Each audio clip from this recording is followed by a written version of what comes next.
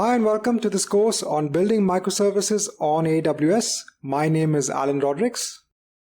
So I'm a software engineering specialist. I have around 10 plus years experience working mostly in Emirates Airlines. I'm currently managing my own startup company. Now I'm a big certification buff. I have a lot of certifications against my name. So currently I'm certified as an AWS associate in all the 3 levels of associate level certifications. I'm also certified as an AWS security specialist. And on top of that, I've also certified myself on the Microsoft Azure platform. So let's take a look at the course overview. So what are we going to learn? So firstly, we're going to learn on the basics of the architecture of microservices-based applications. We're then going to look at the different options available from AWS for creating microservices-based applications. We're then going to look at managing deployments. We're going to look at an understanding on continuous integration. And then finally, we're going to look at the Elastic Container Service that's available from AWS. Now, why microservices?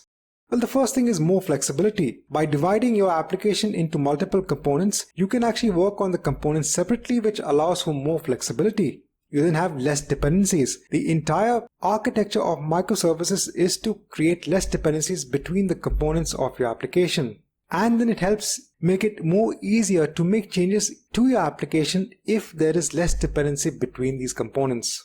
So what are the course goals? So first is we're going to see at what is a microservices architecture. We're going to look at the different options available from AWS for microservices. We're going to look at managing deployments, continuous integration, and then finally look at how containers helps in the microservices entire architecture. So let's go on to section 1.